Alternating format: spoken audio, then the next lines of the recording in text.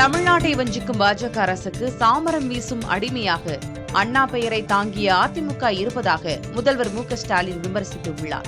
ஹிந்திக்கு இடமில்லை என்று இருமொழிக் கொள்கையை அண்ணா நிலைநாட்டிய தமிழ்நாட்டில் ஹிந்தியுடன் சமஸ்கிருதத்தையும் திணிக்கும் முயற்சியில் மத்திய பாஜக அரசு தீவிரமாக இருப்பதாக அவர் குறிப்பிட்டுள்ளார்.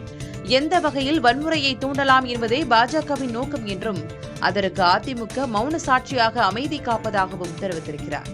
மாநிலத்தில் சுயாட்சி என்ற திராவிட மாடலின் குரல் மற்ற மாநிலங்களிலும் ஒலிப்பதாகவும், ஆனால் மாநில சுயாட்சி என்றாலே அதிமுக பயந்து ஒளிந்து கொள்வதாகவும் முதல்வர் மு.க.ஸ்டாலின் தெரிவித்துள்ளார்.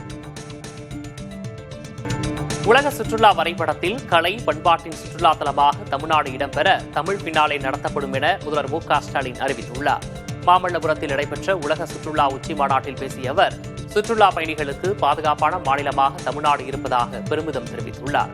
தமிழ்நாட்டில் சுற்றுலாவை மேம்படுத்த புதிய அறிவிப்புகளையும் அவர் வெளியிட்டுள்ளார். முதல் அறிவிப்பு, உலக சுற்றுலா வரைபடத்தில் கலை மற்றும் பண்பாட்டு சுற்றுலா தலமா தமிழ்நாடு இடம்பெற முதல் முறையா அடுத்த ஆண்டு ஜனவரி மாதத்தில் தமிழ் பினாலே நடத்தப்படும்.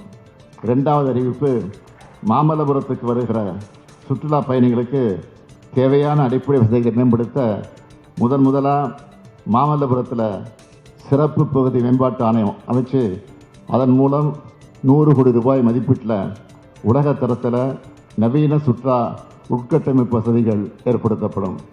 மூன்றாவது அறிவிப்பு, 2023ஆம் ஆண்டு சுற்றுலா கொள்கை அறிவிப்பை அடிப்படையாக கொண்டு சிப்காட் நிறுவனம் சுற்றுலா தலங்களை கண்டறிந்து முதலீடுகளை ஈர்த்து புதிய சுற்றுலா வசதிகளை உருவாக்க உள்ளது.